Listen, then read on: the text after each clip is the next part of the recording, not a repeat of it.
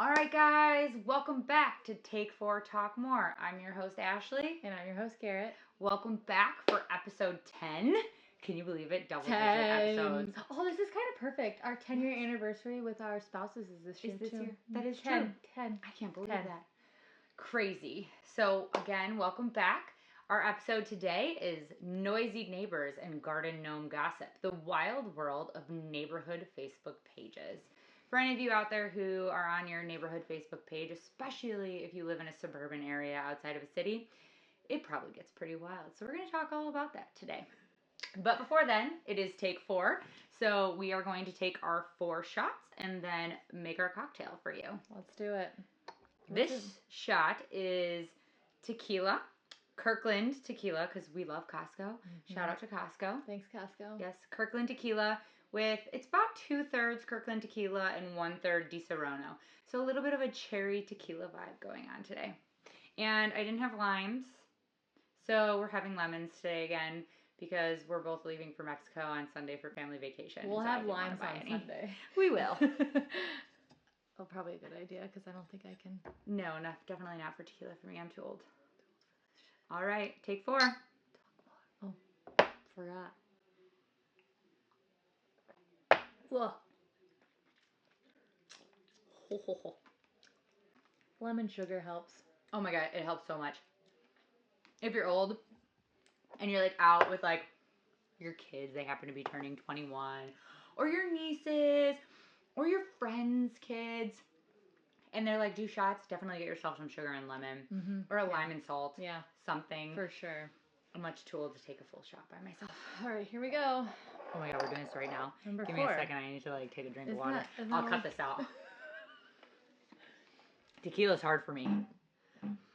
Tequila's hard for me. I'm a vodka girl through and through. So and you got a kind of a dark one. Yeah. So shots for anything outside of vodka are like really hard for me.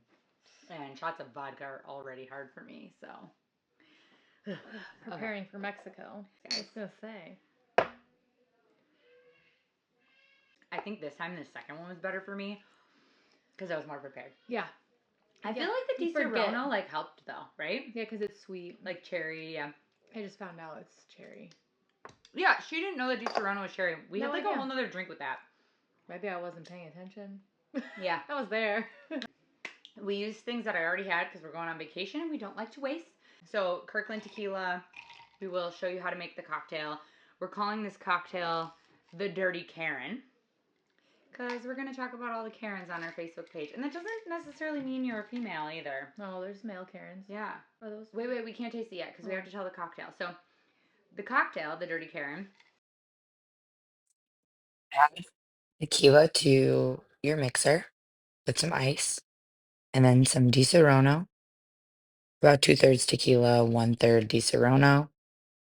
Put that in your glass with ice, top with orange juice, and then a little beer of your choice.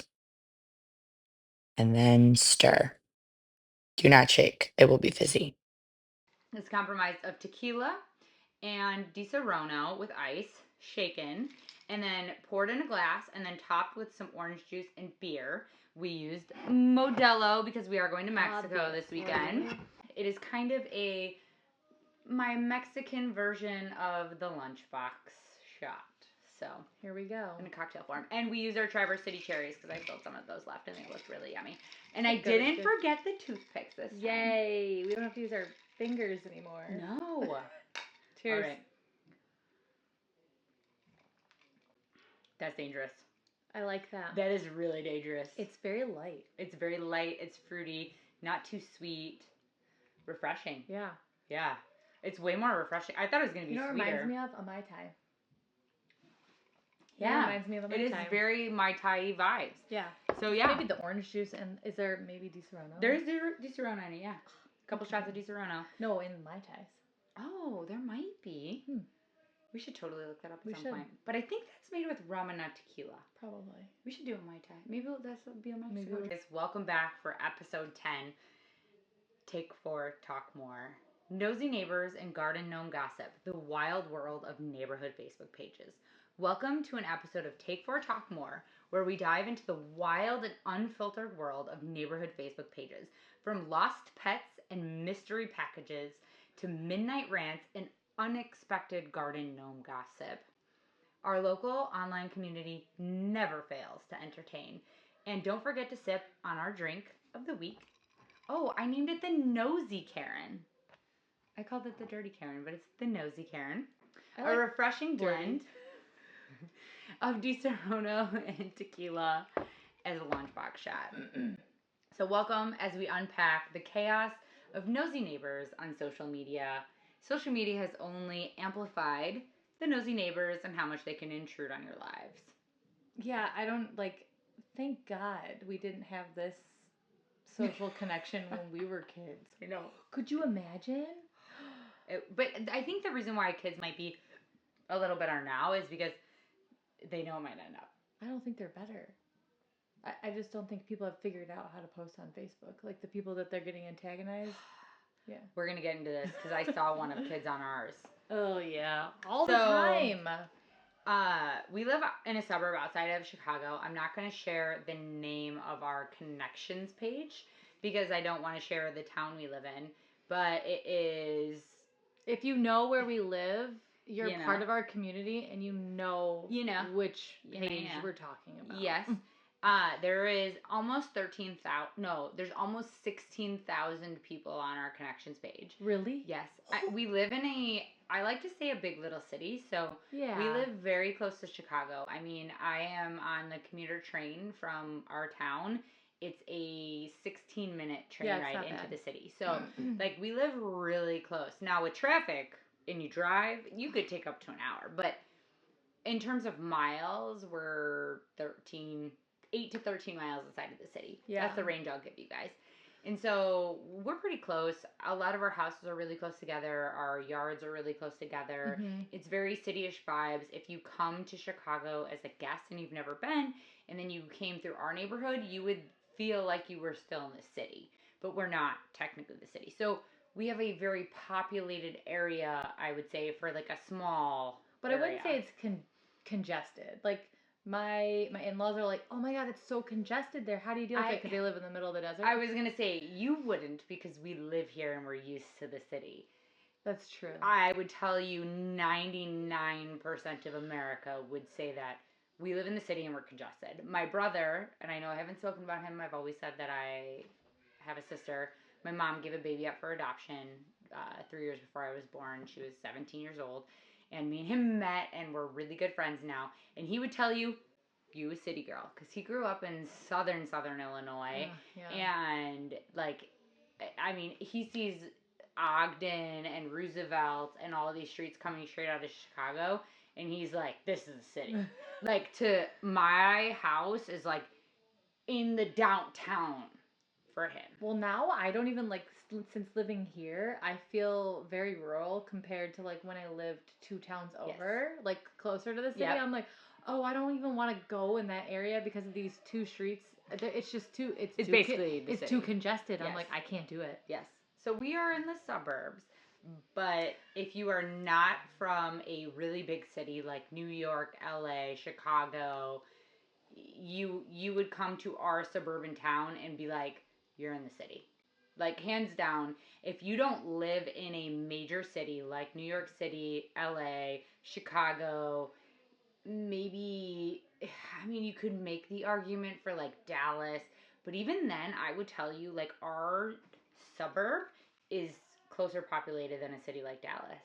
Even and I've been, I would say Schaumburg is a suburb of Chicago, which a lot of people would consider a city from outside of a major metropolitan area. But that's what people say when they live in Illinois, and they're like, there's a line, right? Mm-hmm. And when people say, hey, I'm from Chicago, it's they're just above southern Illinois. Yes. And they're like, I'm from Chicago. It's because that's where people... You're from Naperville, but that's okay. From Naperville. But Naperville's a great town. It is. I think it's Brink, one of the number 1 places to live for family. It's a great suburb. Close enough to the city. It's farther out than we are. For reference, it's 3 times farther from the city than we are. I think Illinois just has so many, maybe 4 times. Great communities to, live in, and they're so different that, people are like, well, I'm from Chicago, because when people from out of state, they're like, Illinois. Mm-hmm. What? They Wait. can only think of Chicago. So when you tell them a random town, they're like, I don't get it. I know. I just saw like a TikTok or an Instagram, YouTube short type of thing, and they did like an analysis on the worst state to live in. And was it us? We were number 1. No, wait, Indiana it was based on the people, like... Yeah, because the person who made that video is from Indiana. No, it was based on the people and how they said they viewed their own state. And it was a lot to do with our taxes and cost of living and just all of the things that go with living in Illinois. Because, like, you pay really high cost of living to be here, but you don't have the nice weather like California, right? Yeah, that's why people are like, why are you there? And we question ourselves. Any Midwestern knows there's a point in time, whether it be the middle of the deep freeze in winter or the middle of our really rough August season where it's very hot, but it's also very humid. And we're always like, why are we here? But it's just one of those things. But then we continue on and we're like, I love having 4 seasons. I love watching the trees change. It depends on the time of year. I love paying my taxes for my town. And how much antidepressants we're on. They should just put Wellbutrin in the water. We do have Lake Michigan water, though, so. That is true. Like, let's cheers to that. We have the biggest source of, like, non-salted water in the world, so we have that. And it's good water. Like, for sure it's good water. All right. That. Yes. Or we have great filtration. Well, you have to filter it. But either way, like, you have to filter all water, and ours doesn't need to be desalinated. And it's relatively clean, and it's an extreme water source to where, like, even if it didn't rain for a year, we still have an extreme water source. But don't drink out of the Des Plaines River. No, you don't drink out of the river. It needs to go through the filtration system. Yeah. But a life straw, you have to do that. Yeah, I mean, same with, like, if you even have well water, you should be putting that through a water softener and we don't have to do that. We can drink out of our tap water. We can drink out of our hose. I wouldn't recommend that because if you let your hose sit out all winter like we did. Yeah, it'd probably rusty. In the sun. But I would say you could totally, like, we can drink completely out of the tap. I 100%. We drink. And it doesn't taste weird. Yeah, no, it tastes great. And I will tell you, we're a big camping family. They camp with us too. Mm-hmm. We don't have the water softener situation here because we have fresh lake water to where, like, you don't feel like that soft feeling. So there's no shower filter or anything you really need. Yeah. I know I can feel the difference from here when I go to Arizona. Yes, because they're using a softener for it. Yeah, they have to. Yeah. All right, let's get into it. Let's do it. All right. What's the most absurd lost pet you've scrolled through on Facebook? Your neighborhood Facebook page. I have one, and it's great. And if this person is watching, I love you, and this is amazing. But sometimes in the morning or in the evening, when I feel like just indulging in my local drama, I go to this page just to scroll. I don't comment on a lot of things because I own a small business, and I don't want to, like... She can't alienate herself. She needs the customers. Yeah, because there are really, really aggressive, mean people behind keyboards. Ugh. They're also really kind, amazing people who... Nobody's going to punch them in the face. Yeah. Okay, so I'm scrolling, and I'm looking, and I see this. It's like a picture of a tortoise crossing one of our busier streets, and they're like, hello? Someone's turtle crossed the road. And they were like, my sister has it in a box. I'm not from the area. Message this person. And then it was like this whole comment section of like, oh my God, I know whose tortoise that is. She's an escape artist. She likes this. Apparently she escapes all the time. An escape artist tortoise? My kids want her as a friend. But they were reunited. Like, see, what I would think is someone would take the tortoise and bring it to the river and let it go, right? No, they posted on our page. They're like, we found this tortoise. It doesn't live here. Don't worry, I'll bleep it out. But they found the tortoise. Someone posted it, and it was crazy because it was someone that wasn't like from the area, but was originally from the area. Mm-hmm. So they didn't live there anymore. But they lived there at one time. So they posted on the page, and everyone was like, how do you not see your tortoise get out? Well, the person was probably working. Also, it's a tortoise. You're not going to watch it all day. It's like slow. It's in a cage. But apparently it gets out a lot, and it was trucking. Like, okay, this thing was like, brr, brr, brr. It was a fast, my dog would be scared. It was a fast tortoise, and they were reunited within like, I want to say within a day. Oh my gosh, I have to share mine. So 2, I have 1, and okay, so the first one is not mine. It was a dog, and people posted the dog was out. It was clearly some sort of like not a labradoodle. It was like a Labrador, maybe some sort of golden retriever, like light. And it clearly was like shaved on the back half of its body. So like it clearly had like surgery or something. And it was snowing and people were all upset. Oh my God. The comments were outrageous. It was like, people in this town need to take care of their dogs. How do they not know when their dogs are lost or out? Okay, first of all, most people in our town have fenced-in yards. They're small, but they're fenced. So you let your dog out the backyard like I do. And after like 5 minutes, if my dog doesn't come to the back door, then I'm going to be, what the heck? And I'm going to go out, I'm going to call, and then if she's not there, holy cow. Like, did she get out the gate? Is there a hole? Did somebody open my gate? Because, like, our gas company and our electric companies come in to read our meters, and most of the time they're in the backyard. We also have a lot of wind. During storms, so we don't know if our gate's busted. We have so much weather that everything changes so quickly. So quickly. And people were, like, so mean. And it was, like, an older woman, and she was clearly looking for a dog because immediately within like 5 minutes of the post, she's like, that's my dog. I've been looking. I posted like 4 other posts on this for my dog. Like, can someone tell? And the dog was like already on its way to a humane society down the street. But because I will say, I'll give our town that, even though they're rude about it, they will make sure the dog gets to the police station to go to the humane society and make sure it gets to the right place so it doesn't get hit by a car. Because we live in a pretty busy area. I was going to say, like, when our dogs get out, like, you have a couple blocks, maybe, depending where you live, of, like, panic. Because if you go that way, there's a busier street that's, like, 30-plus miles an hour. Over here, and you think the worst because you're like, oh, my God. It's my dog. Oh, my God. It's my a dog. Family member. And if they don't walk. Or like, people aren't paying attention. Yeah. It's scary. And I'll share my story. Garrett knows the story. So... I know I talk a lot about our dog Gracie. She's a 1.5-year-old golden retriever. But prior to her, we had a Chihuahua. He passed away at over 16 years old. So he lived a very long time. Yes, I had him since he was a puppy. Like literally I got him when he was like 12 weeks from an ex-girlfriend. And my wife and I have been married for 10 years this year, together for 15. And so...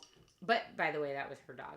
He liked her more than me. But outside of that, he got very, very old. And the summer before he died, so maybe 3 years ago at the most, I can tell you, 2021. So, 4 years ago now. He was obviously really old. And he got dog dementia, which we had learned from our previous dog was a thing. But prior to that, I didn't really know that was a thing. Mm-hmm. And so he started kind of like bumping into things. He started losing his eyesight and his hearing a little bit. He was really old. And he started kind of like, you could just like tell he was forgetting like where to go, kind of like where to pee, where to eat.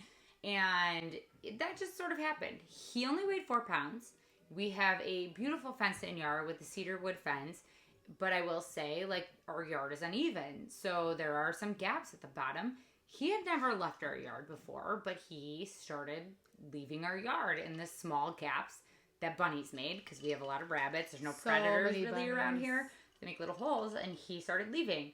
Most of the time, we would catch him within, like, 5-10 minutes of him leaving the yard. We'd be like, oh, where is he? Before you'd see him out the front window, you're like, what the fuck, Louie? Yes. And he wouldn't, like, go far because he couldn't really see well, and he had dementia. He was just out for a stroll. Yep. And one time we were all in we have a pool in our backyard above ground, and everyone was hanging out in our pool, and I was sitting on the back deck. The kids were swimming, and my wife was down there with the kids. The dog was roaming around the yard like he always does, sitting in the sun. Yep. And I'm scrolling Facebook, and I see a picture of a Chihuahua, and I was like, oh, like, it just, like, dawned on me, like, oh, that looks like my dog. And I, like, read the caption, and it was, like, lost dog, and I was like, oh.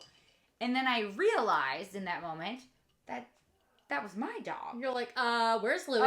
Where's Louie? And I literally said, where's Louie? And my wife's like, what do you mean? He's right here. And she, like, looks behind her, and she's, like, standing down off the deck by the pool, and she's like, oh, I don't know where he went. Gate's still closed, but again, the bunnies burrow just a little bit, and he's only 4 pounds. And I'm like, someone has our dog. someone on our Facebook connections page has our fucking dog. And he had made his way 2 houses down across the street. I'm assuming he thought it was our house because he had done this before. He went on their front porch. It was our front porch that he went on last time. He was barking at the front door to let him in. Someone let me in. Yep. Wonderful lady found him and obviously posted. I saw it within 5 minutes. So we just walked across the street and met her. And she's like, he's so sweet. She was like holding him. He like, it was living his best life. She probably fed him food too. But I was laughing because I was like, oh my gosh. And then you can ask Garrett. All the other people, they're like, people don't watch their dogs. They don't know where their dog is and all this. And I'm like, oh my God. It was literally 5 minutes.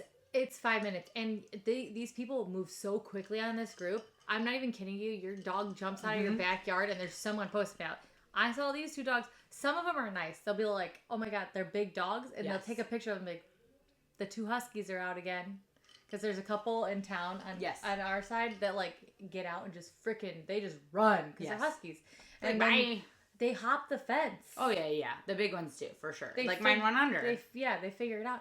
And I'm sorry, building a new fence, like a higher fence, is going to cost thousands of dollars. We also have a village code. It can't be over 6 feet anyways. So it's not possible. If a husky finds a way, they will. Oh, yeah. But there are also some people on there that are like helpful. And then there are the people that are like, oh, like our outside cats. We live in a town full of people who have outside cats. And I feel like that's fair. Like, these cats just want to get out. Like, that's just they're just roaming around. But you can tell they're well fed. They don't have fleas. Most of them we don't have collars. Any skinny cats in this neighborhood. No. They get out because they get fed and then they keep getting out. Well, also I think like other neighbors feed them and they just they eat the wildlife and they're just like thriving. Yes. But there's a lady on there who's like, rats. Oh, I'm gonna capture these cats and I'm going to find out who they belong to and I'm gonna keep them or I'm gonna adopt them. They don't deserve to have pets. They don't deserve to have cats. Like, she's so pissed when she's an outdoor cat. I had a cat that got out all the time. Some cats are just meant to be outside. She just left one day when I was pregnant and she just left and I was sad and I looked for her for weeks and weeks and weeks and I did make a post and that same lady commented on it and I was like, listen, I'm gonna open my windows on a nice breezy day and this cat ate through my screen and left. Okay? Right. Within minutes. And she was like not just trotting around. She was like, I'm out of here. I'm gonna go hunt. And she was missing for like 7 months before I found her. She eventually did get hit by a car. No. Aww. Yeah. But like I was looking for her, but like, you guys don't deserve cats because you can't keep track of them. I was like, she ate through my screen. All right. Anyways. Which neighborhood post had you laughing so hard you forgot about your own daily drama? I have a good one for this one. Okay, do it. All right. I'm taking us back to the COVID era because this is like my ultimate favorite thing. So we live in I would say a relatively small town considering we live by Chicago. Yeah. But it is still city-ish. And everyone knows during COVID, they did the whole like shut down the restaurant, shut down the bars. It could only be takeout in the Cook County area. Cook County is the county Chicago's in. It's the county we live in. Yeah. And so it was a big thing. A lot of small businesses didn't make it, right? Like maybe it was for the safety of people. However you feel politically, I really don't care. But at the end of the day, it was really sad to see these businesses people put their whole lives and souls into, and they couldn't make ends meet, right? And our town has a couple like towny bars and a few small restaurants. Like there's not a ton, but I think a decent amount. Yeah. And all of them complied. Like all of them did everything they could to comply. Many of them, I would probably say 30 to 50% shuttered, like shut down. Or all of them significantly. For at least a couple weeks. No, I think like, I'm saying like 30 to 50% are no longer existent. If you look back at the ones that were here then. Yeah. You're so right. Like a lot of them completely shuttered and never came back. The ones that did, they took a large hit, but they had savings or they were able to get enough loans. And then we have a busy town and it's popping and we really like everyone's, and even like supportive, our tax dollars are supportive to that to make it come back. So like they were able to come back. But I think some faltered because of that, right? There is one particular town bar, which is a very popular, I want to say like emo, off the beaten path, like bikerish type bar, but it's not like really a biker bar. It's not the exit. It's not the exit, but it is definitely like if you looked at all the bars in town, it's the one that like it has like the weird younger crowd, and then it has like the older crowd that like to drink often. But the owners, everyone's great. Like honestly, really fun place. Been there quite a few times, and they got to that point, I think, in their business. They had been around for quite a few years, and this town was like, nope, you can't open. And they got to that point where they were like, the catering, like the takeout and the selling alcohol to go was not enough. They were going to lose their business. Alcohol that to had go. been around. That was fun. That's the best thing that ever came out of COVID. Some places still do it, thank God. But they decided that they were going to stay open. Like at that point, it was take the fines, take the yelling, take the whatever, or close the doors forever. And the business owners decided, well, if I'm going to close my doors forever, I might as well take the risk and let them take me to court after. Yeah. And so yeah. It was the only bar open, physically open, in like, I would say a 15-mile radius, girl. And we would drive past, because my daycare is over there, in literally the neighborhoods, people complaining because the parking lot was so full that they were overriding into the residential neighborhood that's right there, because it's literally basically next door to a house, which is Wait, like why can't I remember which one this was? It's Phil's. And yes. And so people were complaining because, so like the Facebook connections were crazy about the cars because they were down the streets. And all of these people are from our town or the town over. So they have village stickers, so they could park there. Like you couldn't ticket them. You couldn't tow them. Because they live there. Because they live there. Part of our community. They're part of our community. And everyone was going, and people started coming from all over. Like people would come off the train and there would be like posts about people, like the train would open and I mean, people getting off in our town, like, we live in a pretty busy town outside of Chicago, so 100, 200 people. It would be like 500, 600 people, like, piling off the train to go to this bar, because it's, like, all of them are shut in Chicago. And in Chicago, they were being crazy, like, doing really crazy things to these business owners who were trying to stay open. And so, people just started coming here. They left the city to come here. To come here to this one bar that stayed open. Good for them. And I will never forget that so our town had the same ordinance everyone else had around Chicagoland and in Cook County that they couldn't be open.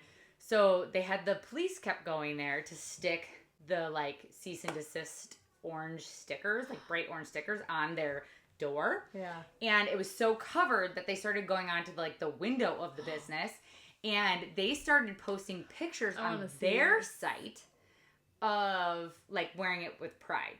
Like, come visit our establishment. We're staying open. We're fine. We don't care. Like, come visit. No one else did. And I'm not saying whether that's right or wrong. I don't care what your political belief is.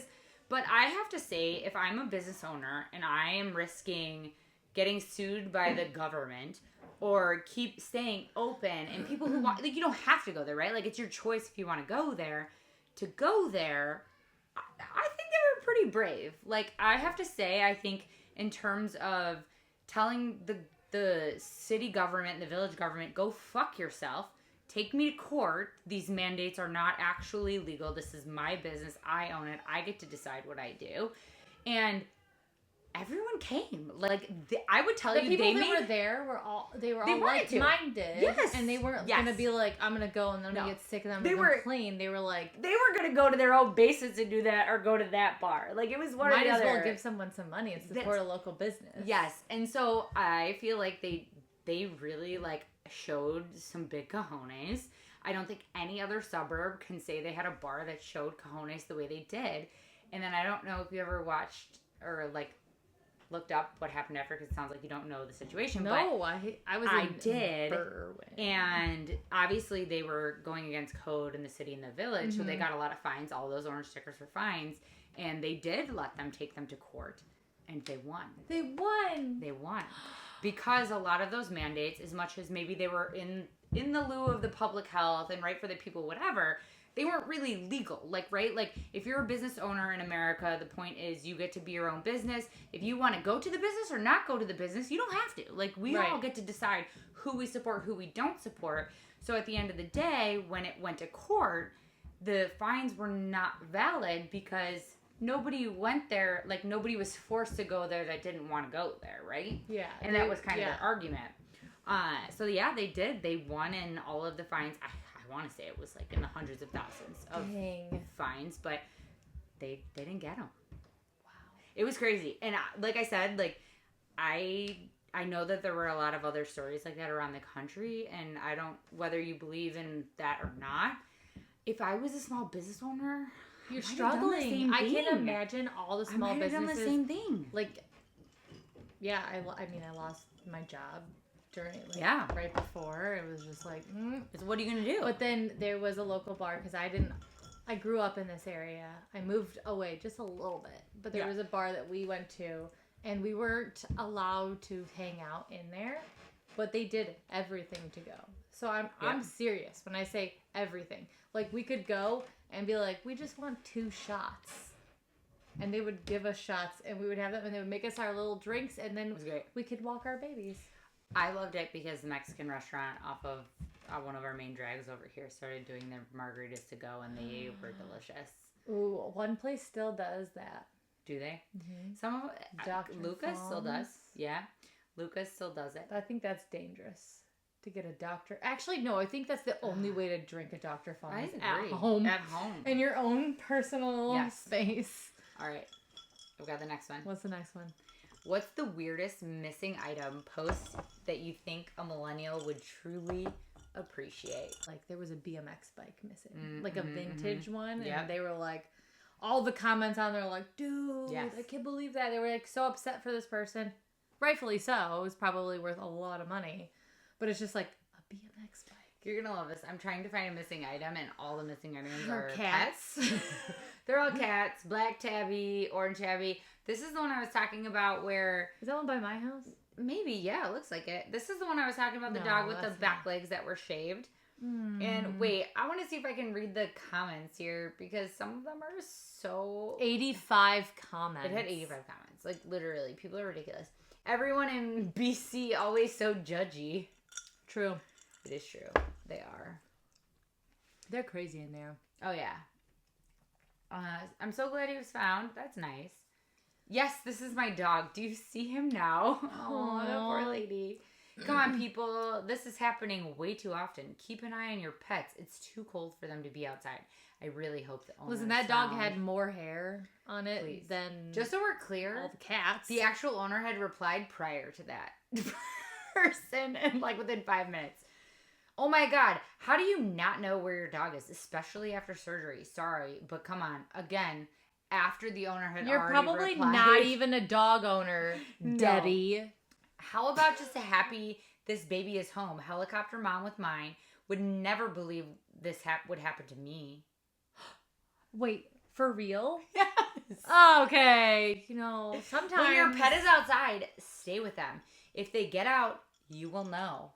I'm not kidding. These are literally comments. Sometimes people have other things to take care of, and they let their dog out in their yard, and they go take care of what they need to take care of, because sometimes there's a lot of elderly people in our town, and sometimes their caretaker will let their animals out and then be like, oh no, that animal is way too young to be with this person, and then they escape, and they're trying to take care of the elderly person. It's just not that big of a deal. Like, calm down.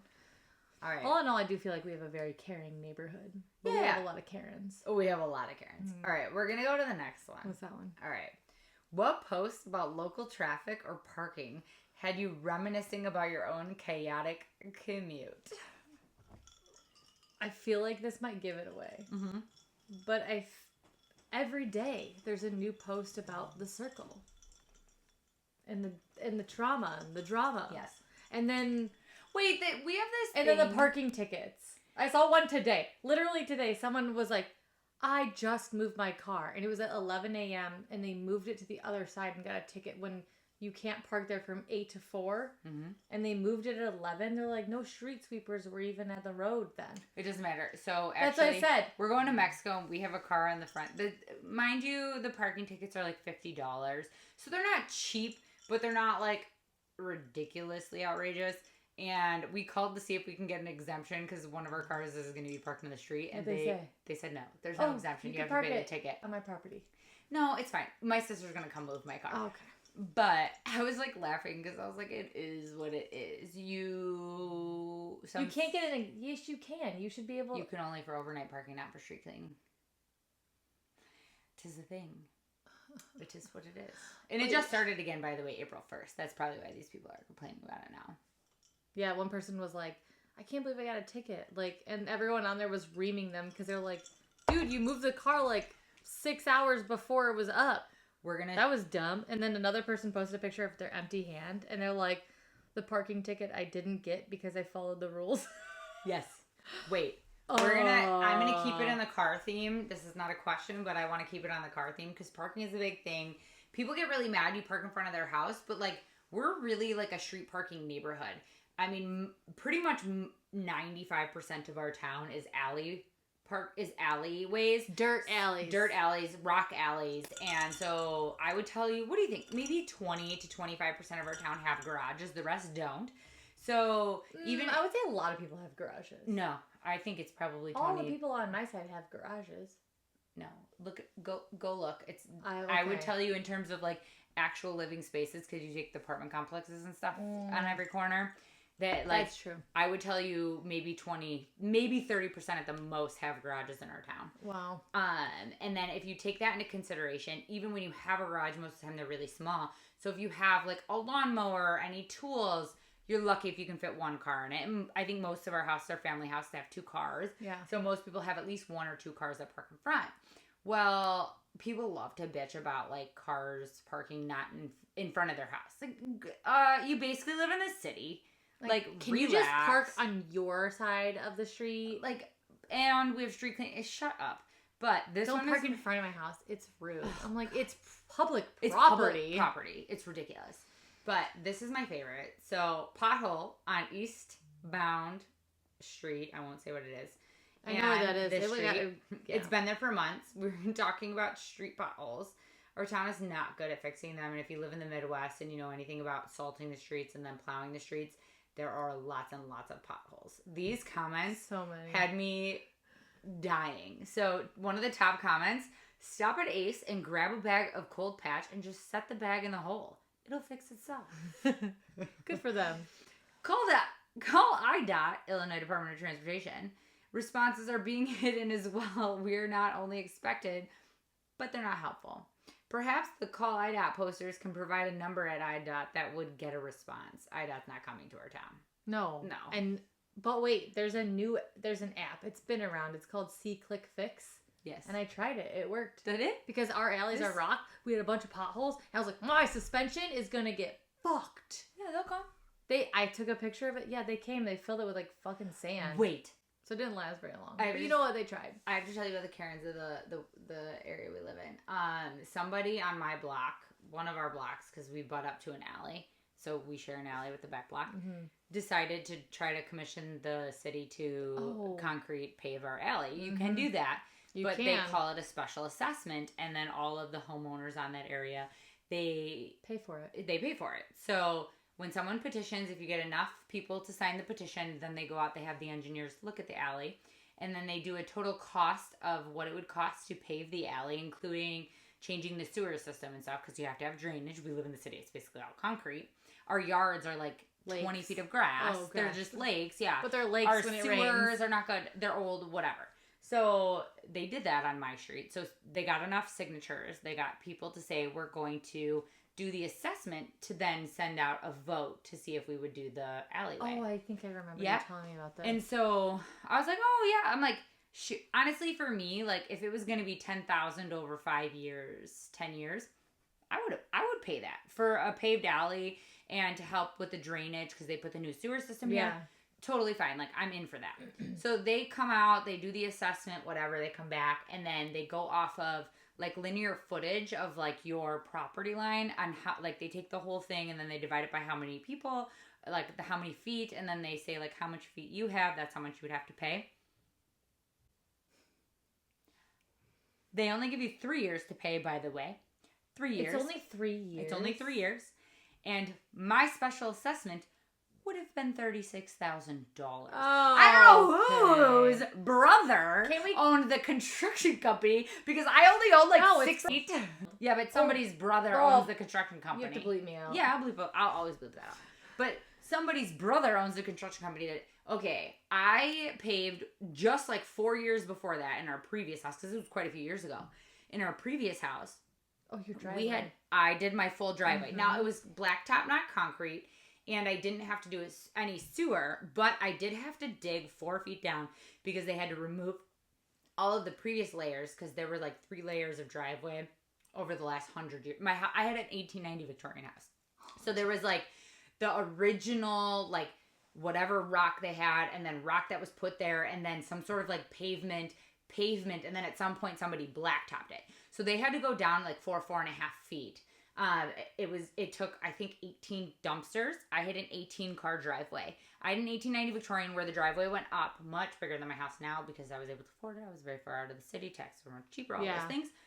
And at that point, I had paid $6,000 for a like full 18-car driveway redone all the way 4 feet. We did blacktop. We didn't do concrete, but they did the full rock, the sand, the drainage, all of that. And this was only 4 years later. This was pre-COVID. So this was like before like the crazy inflation that we see now.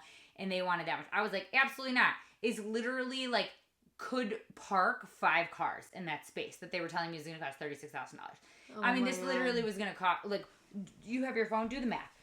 $1,000 a month. That I do remember that. That's like, it was $1,000 for most people a month. in this area, that's like half their mortgage. And I for was a like, paved alley? Yeah. I was like, absolutely not. Like, you go throw some dirt back there. I don't care. I say we collectively just quick read them. It was crazy.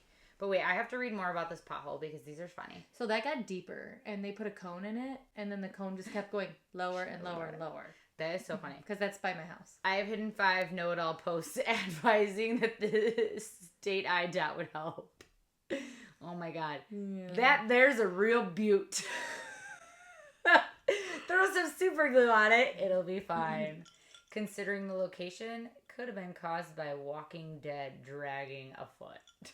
What the fuck is wrong with Our alleys are messed up because of the garbage and recycling. Because they stop and it's gravel. Yeah. And then they have to go. So their tigers are digging into This guy says rock. They should run for village trustee. What do you say? You should run for village trustee. This is so funny.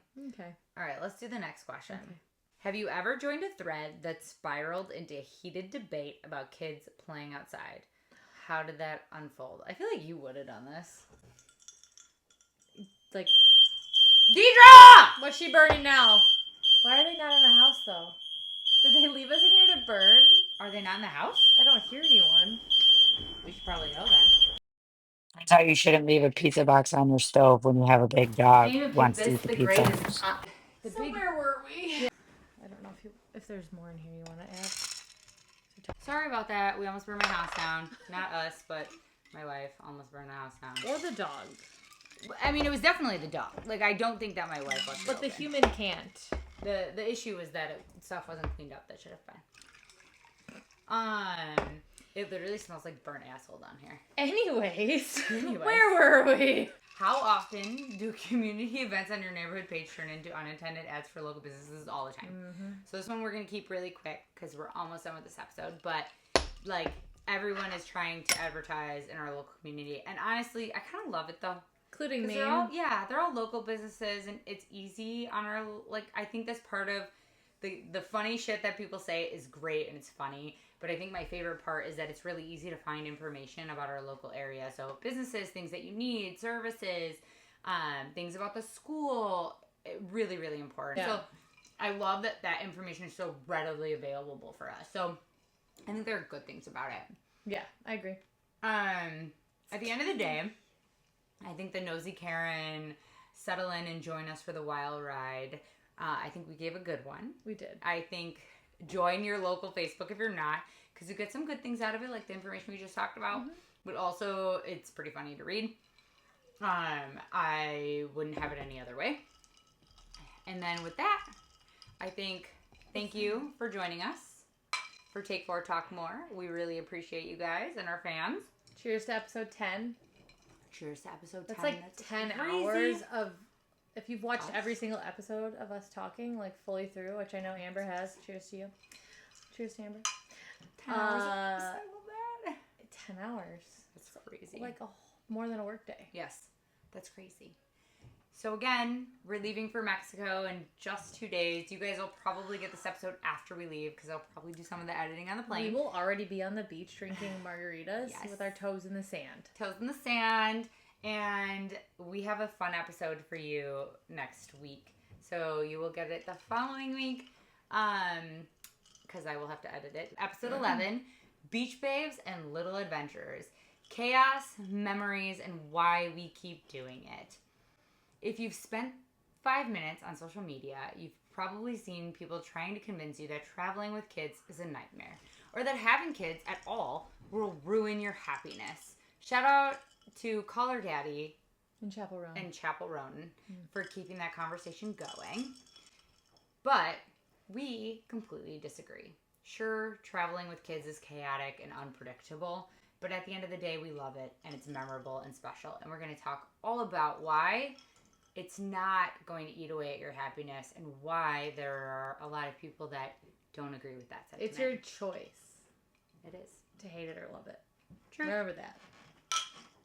Choose to love it. Cheers to Take 4 Talk More.